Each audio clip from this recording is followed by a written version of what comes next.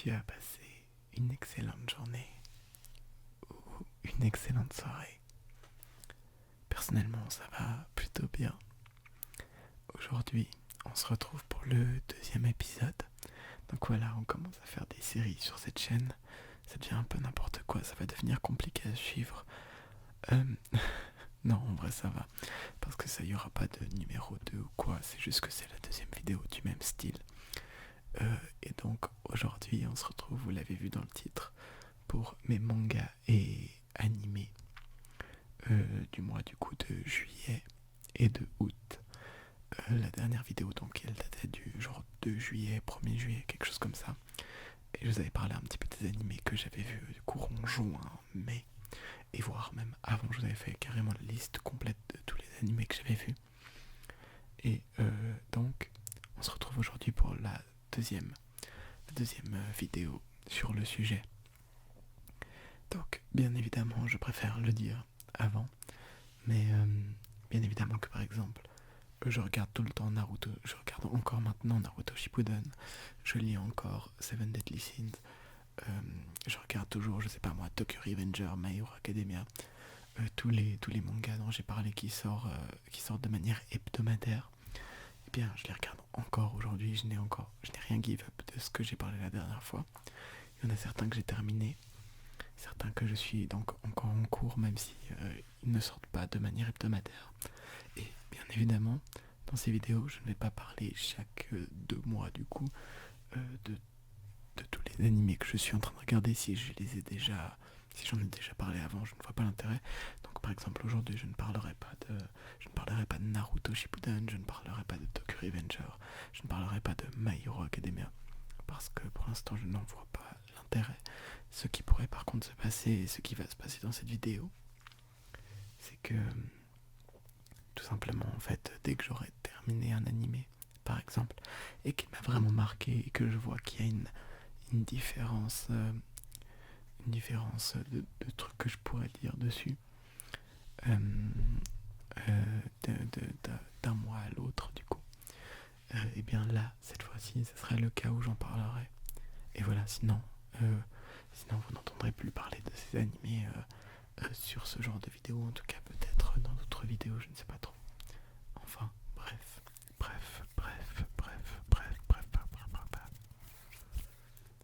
Encore une fois, c'est de nouveau une vidéo en soft spoken. Sur l'autre vidéo, je n'ai eu aucune remarque sur la voix basse.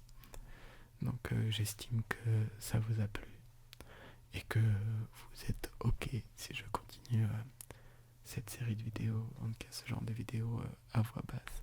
En tout cas personnellement ça me plaît assez, ça change. Et pour parler, c'est un peu plus, je sais pas, c'est peut-être un petit peu plus agréable, un petit peu plus agréable, un petit peu plus, je sais pas, ça fait un peu plus naturel.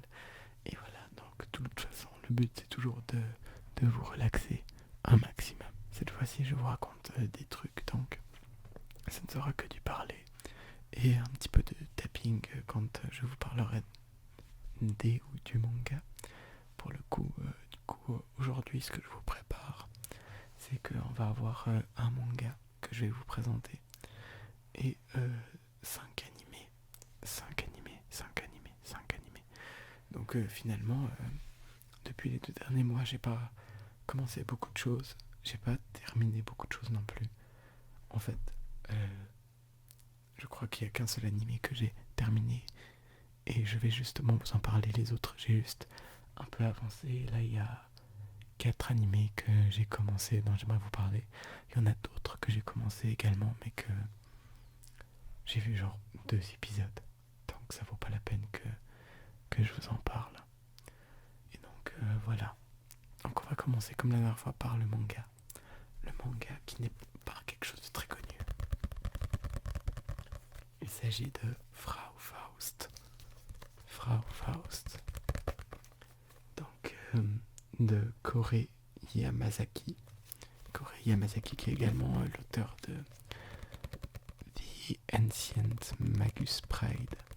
Quelque chose comme ça, je sais plus exactement le nom. Donc ça c'est son premier manga. Il fait 5 tomes et il est édité donc chez Pika Édition. Et je l'ai acheté en fait en réduction, soit et c'était un pack de dessins comme manga. Parce que du coup c'est en 5 tomes, j'ai déjà dit, mais du coup il y avait les 5 tomes ensemble pour moins cher dans une boutique et je me suis dit tiens je vais le prendre parce que en fait Faust, pour ceux qui ne connaissent pas, ça vient de la culture littéraire allemande. Par exemple, vous connaissez peut-être justement Faust de Goethe. Faust de Goethe. Donc c'est un livre finalement du maître de la langue allemande. Donc vous connaissez peut-être, pour ceux qui ne connaissent pas, je ne vous conseille pas forcément de le lire, mais peut-être d'aller voir des résumés, pourquoi pas si vous ne connaissez pas. Enfin bref, et du coup Frau Faust, ça revisite en fait le mythe de Faust, mais après l'histoire du livre, si vous voulez. En fait, j'ai appris à connaître Faust dans le cadre d'un cours en musicologie, donc c'est assez drôle. Parce qu'il y a eu plein de coups de mise en musique de cette œuvre. Et du coup, voilà, moi qui suis en musicologie, on a eu ce sujet, et puis j'avais pas mal aimé. Et du coup, de voir Frau Faust en manga, ça m'a directement tenté. Donc, le manga raconte l'histoire de Faust après tout ce qui est dans le livre. Donc, il s'agit en fait d'une femme, finalement, Faust, alors que dans le livre, c'est un homme. Et on est, je crois, à peu près 100 ans après ce mythe, quelque chose comme ça. Et justement, il y a vraiment un livre qui a été créé, enfin, les mythes se racontent. Et Madame Faust, donc Frau Faust, la docteur Faust, voit que ça existe. Elle est en mode, ah ouais, ils ont tout modifié. Ils ont modifié le fait que je sois une femme, etc., si vous voulez. Et donc, le manga, en fait, si je veux faire un espèce de synopsis, sans trop vous spoiler, en gros, il s'agit du coup de Faust qui a été... qui n'est pas mort, qui a été ramené à la vie par Méphistophélès, donc son diable, avec qui elle avait passé un pacte. Et le démon en fait est séparé en plein de morceaux qui se trouvent un peu dans plein d'endroits qui sont protégés par des hommes d'église. C'est compliqué à expliquer et donner envie en même temps, mais je vous promets que c'est pas mal. Franchement, c'est plutôt cool. Et du coup, son but c'est de retrouver tous les morceaux de Méphistophélès et de les rassembler pour pouvoir le tuer ou lui faire du mal en tout cas, pour se venger du fait que Méphisto lui ait donné en fait une vie sans mort. Voilà.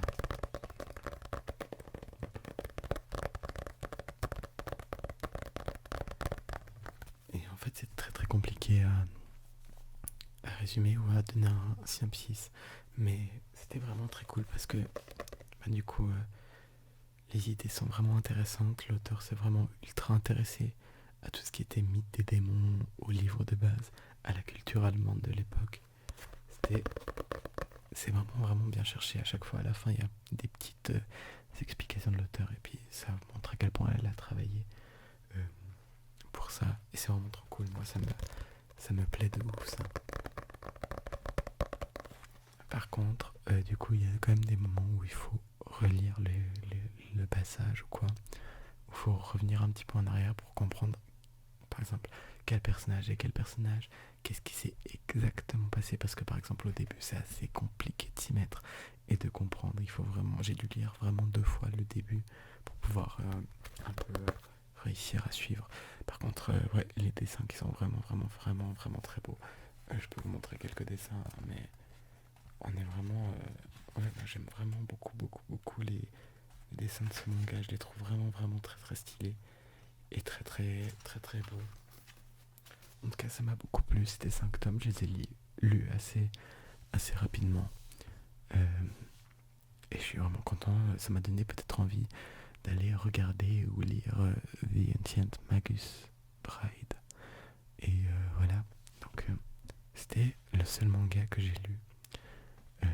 En plus, de Seven Deadly Sins évidemment, durant ces 2 derniers mois. Seven Deadly Sins, j'avance pas mal, je crois que je suis au tome 12 ou quelque chose comme ça, donc bon, par rapport à la dernière fois ça fait que 3 tomes, hein, mais voilà, je lis pas très vite, je vous l'avais dit, je suis très très lent en général, donc voilà, je suis quand même content, et en plus j'ai ultra élargi ma collection de mangas, donc je suis ultra motivé à lire, c'est pour ça que là je me lis les Seven Deadly Sins assez rapidement pour pouvoir passer à encore d'autres mangas, donc voilà, donc vous risquez d'avoir beaucoup plus de contenu dans les prochains mois, c'est assez cool. On va pouvoir passer aux animés. Aux animés, là il y en a 5.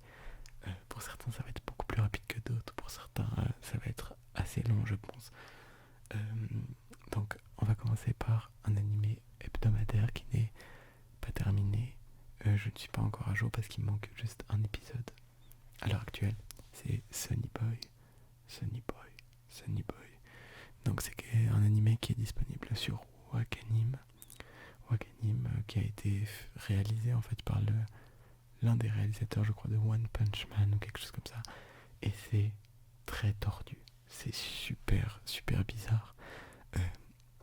En fait, le truc c'est que déjà je vais pas pouvoir vous résumer l'animé parce que, bon, déjà j'ai pas envie de vous spoiler.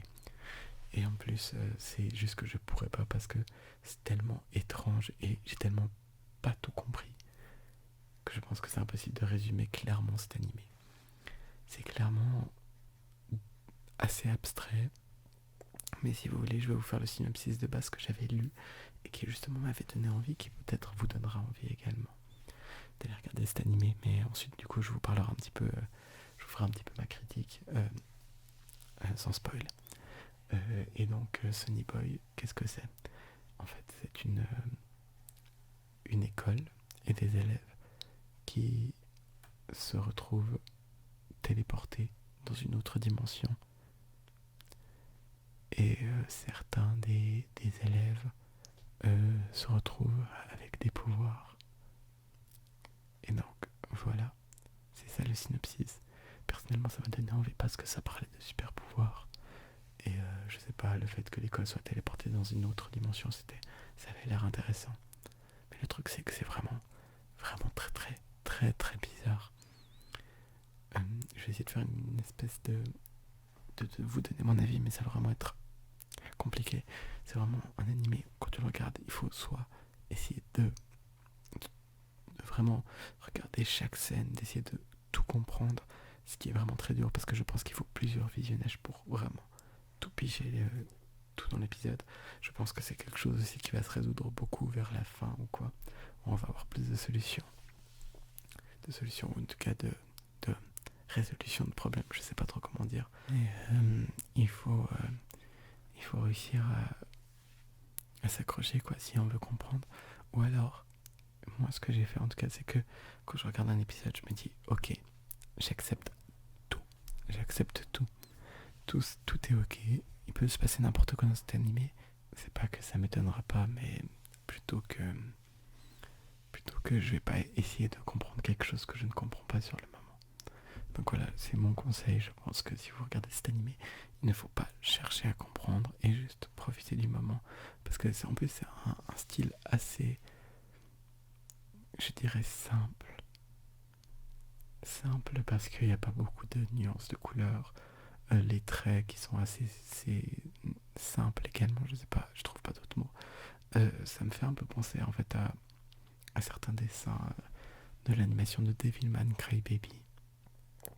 Je sais pas si vous connaissez ou si vous avez vu, mais du coup c'est un petit peu le même style de dessin, la même simplicité. Je sais pas si vous voyez le concept que j'essaie de vous transmettre.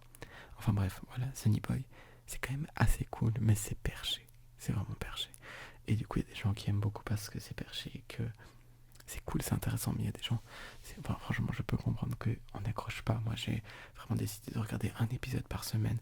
À chaque fois de suivre, c'est que 20 minutes. Donc, c'est pas compliqué à regarder un seul épisode. Mais je sais que si je devais, par exemple, rattraper tous les épisodes et en regarder 5 de suite, je pourrais pas. Je pense que j'en aurais vite marre. Donc, voilà. Ensuite, on passe à un animé que je regarde avec ma copine. Et on a vu à peine 10 épisodes. mais c'est un gros morceau. Et il s'agit de Kuroko's Basket ou Kuroko no Basket. Ça dépend dans quelle langue on le dit. Et pour l'instant, c'est vraiment très cool. J'avais envie d'en parler parce que c'est un animé qui me plaît déjà beaucoup. Donc un animé de basket évidemment. Où en gros, si vous voulez le synopsis, même si je pense que beaucoup d'entre vous connaissent déjà Kuroko's Basket, en fait il s'agit alors, avant l'animé, avant le moment de l'animé, il existait une équipe dans un lycée ou quelque chose comme ça, et c'était genre des dieux, ils étaient 6, sauf qu'il y en a un, on se rappelle jamais de lui. On se rappelle jamais de lui parce qu'en fait il a une espèce de talent ou de don. C'est que il a tellement pas de présence que personne ne le remarque, personne ne fait attention à lui et personne ne le voit. Donc il est un petit peu comme invisible. Et il s'agit donc de Kuroko. Du coup, son talent en fait au basket, c'est que justement il peut utiliser le fait que personne ne le voit pour faire des passes par exemple où personne ne s'y attend, où personne ne peut s'y attendre finalement. Et du coup, il va essayer d'aider un autre membre de son équipe actuelle, donc c'est plus les dieux, qui est donc un mec des États-Unis, super grand et qui a juste envie de devenir le numéro 1. Et du coup, il veut l'aider à justement devenir le numéro 1 en étant sans nombre et en l'aidant à aller vraiment jusqu'au bout. Enfin bref, et du coup, on va suivre les deux ainsi que leur équipe et ils vont affronter d'autres équipes, enfin, etc. Voilà, là, après, c'est un animé de sport vraiment très basique. Pour l'instant, c'est un petit peu dommage parce que c'est vrai que on s'intéresse pas beaucoup aux autres membres de l'équipe et on s'intéresse, enfin, genre, ça se voit que il y a le symptôme, pas le symptôme, le syndrome dans cet animé. Les personnages qui ont des cheveux de couleur sont importants. Les autres, c'est des figurants. Mais ça se voit un peu trop et c'est un peu gênant des fois et un peu frustrant aussi. Enfin bref, après je sais pas comment ça évolue, mais c'est vrai que pour l'instant les persos importants ont tous des cheveux bleus, rouges, verts, jaunes, ce que vous voulez. Mais après tous les autres, ils ont les cheveux noirs ou bruns. Et c'est tous c'est des personnages secondaires qui ont malheureusement pour l'instant pas d'importance. Donc voilà, pour Kuroko's Basket, je vous le conseille en tout cas pour le début, c'est vraiment cool. Moi je passe vraiment des bons moments devant les épisodes et j'ai trop hâte de savoir la suite. J'espère que ça va être bien. Que ça va être bien parce qu'il y en a quand même pas mal. Hein, finalement, nous on est que la saison 1, épisode 10, donc voilà, on a encore pas mal de choses à découvrir. Enfin bref, on va passer à la suite. Donc avec l'anime que j'ai terminé récemment, Vinland Saga. Alors du coup, Vinland Saga, je vous en avais déjà parlé, je vous avais déjà fait le synopsis, donc je l'ai terminé. Et franchement, du coup, maintenant je peux voir un peu l'œuvre en son entier. J'avais vraiment beaucoup de peine à essayer de vous donner envie. Mais en fait, le truc c'est que cet animé, déjà de 1, elle a une animation et des dessins qui sont exceptionnels. Ça fait jamais défaut. Franchement, c'est vraiment incroyable. Le manga d'ailleurs a l'air d'avoir des dessins tout aussi beaux, voire plus beaux. Et c'est vraiment incroyable. Ensuite, niveau émotionnel, on s'investit beaucoup. Je trouve qu'on s'investit beaucoup dans cet animé, qu'il y a plein de choses, plein de personnages que même ils peuvent être déstables par exemple, on va s'y attacher. On va forcément s'y attacher. Et on va être triste s'il leur arrive quelque chose par exemple. J'ai bien évidemment pas envie de spoiler, mais c'est vraiment un développement de personnage qui est incroyable. Je pense que l'atout majeur vraiment de cet animé, c'est le développement de personnages, mais de certains personnages qui sont vraiment menés à bout à leur niveau de développement bien évidemment, et qui deviennent ultra intéressants et ultra attachants en même temps. Et c'était vraiment trop bien regardé. Franchement, on regardait les épisodes les uns après les autres, on avait toujours envie de savoir la suite. Ensuite, les musiques également, les musiques elles sont incroyables, elles sont trop bien, elles font un peu de du coup c'est un petit peu de la musique celtique, médiévale, islandaise, un petit peu des pays du Nord, bien évidemment norvégienne, finlandaise, tout ça.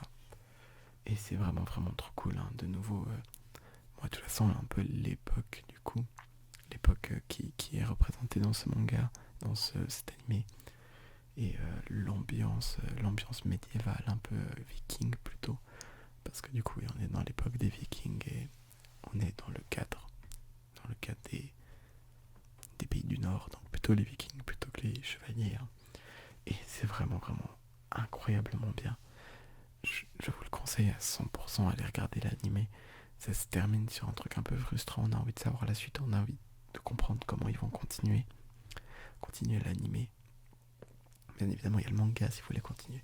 Et en plus, ils ont annoncé une saison 2 pour, je crois que ça sera début 2022, fin 2021, quelque chose comme ça.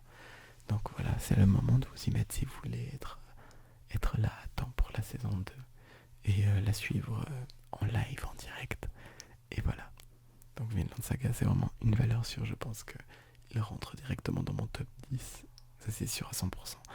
Peut-être pas dans mon top 5, mais top 10, c'est sûr et certain. Il faudrait que j'établisse une liste dans ma tête si je voulais vraiment être sûr et certain de ce que je dis. Mais ça, c'est sûr. Top 10, il y est. Donc voilà. Vinland Saga, Vinland Saga, Vinland Saga, Vinland Saga. Vraiment trop bien. Vraiment, vraiment trop bien.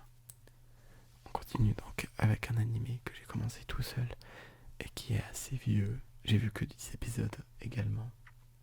Et il y en a genre une centaine. Donc j'ai le temps de terminer. Mais il s'agit de Yu Yu Hakusho. Donc Yu Yu Hakusho, c'est un animé qui a été donc à la base bien évidemment c'est un manga qui a été fait par le même auteur que Hunter x Hunter. Et Hunter x Hunter, c'est vraiment l'un de mes animés préférés. Lui, il est dans mon top 5 à 100%. Et du coup, je me devais d'aller voir sa première œuvre. Donc Yu Yu Hakusho. Franchement, bon, les 5 premiers épisodes, c'est du très classique. Ça fait très... bah, ça se voit que c'est vieux, quoi. Et même au niveau de l'histoire, ça se voit que c'est vieux. Et là, ça commence à devenir assez intéressant. Je suis déjà à un tournoi, donc voilà, épisode 10, il y a déjà des combats qui sont vraiment assez cool, assez intéressants, qui sont bien faits. Bien évidemment, voilà, c'est un animé des années 90, donc vous verrez la différence avec un animé d'aujourd'hui. Mais je ne sais pas, moi je trouve que c'est assez attachant ce côté vieux. Puis ça me fait pas le même freinage que par exemple pour Naruto, premier du nom, où j'avais un peu plus de peine avec les premiers épisodes. Donc voilà, franchement pour l'instant je suis vraiment content, j'ai vraiment très hâte de voir la suite. Et je sens que l'anime a vraiment beaucoup de potentiel et a vraiment le potentiel de me plaire et probablement peut-être aussi de vous plaire si c'est un petit peu votre genre d'animé, hein. Mais si vous voulez que je fasse un petit synopsis comme d'habitude, donc au début en fait il s'agit de Yuichiro, je crois qu'il s'appelle. Donc Yuichiro qui va sauver un enfant et qui meurt, voilà, qui est écrasé par un camion. Et en fait on le retrouve sous sa forme de fantôme. Et il va devoir faire certaines choses pour pouvoir retrouver son corps et revivre. Et donc, bien évidemment, vous vous en doutez, il va revivre. Ce n'est pas vraiment un gros spoil, hein, évidemment, vu que c'est à l'épisode 5 ou 6, enfin bref, vous verrez si vous regardez. Et donc, après, quand il revient à la vie, il devient détective du monde des morts, en fait. C'est pas exactement ça le mot, mais en gros, il devient le détective du ciel, si vous voulez. En gros, il devient le détective du paradis, enfin du monde des anges et tout, si vous voulez. Et il va devoir donc combattre les démons. Combattre les démons. Donc c'est assez classique, hein. Franchement, hein, il faut avouer que c'est pas non plus le truc le plus original du monde. Mais moi j'aime bien pour l'instant et je pense que c'est pas pour rien que l'anime est